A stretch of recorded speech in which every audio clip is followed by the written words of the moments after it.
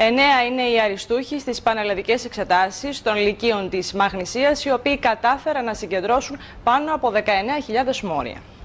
Δεύτερη αναδείχθηκε η Ελένη Οικονομού του 8ου ΓΕΛ, που έδωσε εξετάσεις για δεύτερη φορά με 19.190 μόρια, και ακολούθησαν η Δέσποινα Κουρκούβελου του 7ου ΓΕΛ με 19.187 μόρια και η Ελευθερία Παπατόλια του 3ου ΓΕΛ με 19.128 μόρια. 19.190. Καταρχάς, αυτό που είπατε στην αρχή είναι για να φτάσει σε ένα υψηλό επίπεδο, χτίζεις μέσα, σας πω, και από το γυμνάσιο ακόμα. Είναι γνώση που πρέπει να τις χτίσεις. Από εκεί και πέρα δεν μπορώ να πω ότι δεν υπάρχει άγχος. Κανένας υποψήφιος δεν πιστεύω ότι μπορεί να αποβάλει τελείως το άγχος.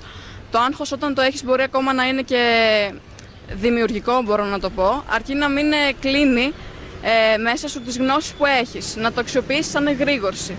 Από εκεί και πέρα θέλει προσωπική δουλειά των καθηγητών σου, αλλά και τη στήριξη της οικογένειάς σου επίσης.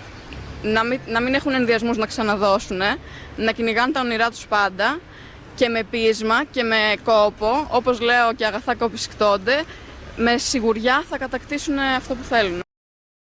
Υψηλές βαθμολογίες κατέγραψαν για ακόμη μια χρονιά πολλοί μαθητές των Λυκείων της Μαγνησίας που διαγωνίστηκαν για την εισαγωγή στην τριτοβάθμια εκπαίδευση.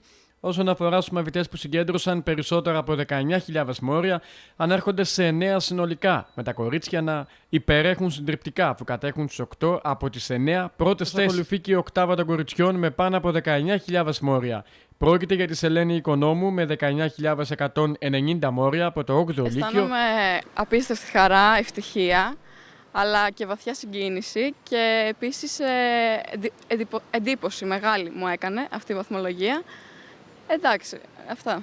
Εντύπωση γιατί το περίμενες, δηλαδή? Περίμενα τέτοια βαθμολογία, απλά όταν βγήκαν οι βάσεις μου φάνηκε εξωπραγματική η αυτή κατάσταση, ότι έβγαλα τόσα μόρια, είμαι δεύτερη στη Μαγνησία, δεν περίμενα τόση έκταση. Η σχολή την οποία στοχεύεις? Η Σχολή Ηλεκτρολόγων Μηχανικών στο Εθνικό Μετσόβιο Πολυτεχνείο.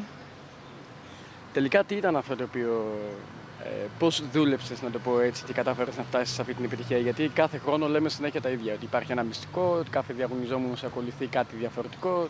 Τι ακριβώς ήταν για σένα? Κατά την προσωπική μου γνώμη δεν υπάρχει κάποιο μυστικό. Είναι καταρχάς να σε στηρίζει η οικογένειά σου, να χορηγεί την προσπάθειά σου. Δεύτερον, οι καθηγητές που παίζουν ένα σημαντικό ρόλο και χωρίς αυτούς ποτέ δεν θα φτάσεις στο επίπεδο το υψηλό. Αλλά και φυσικά πρώτα απ' όλα η δικιά σου η προσπάθεια.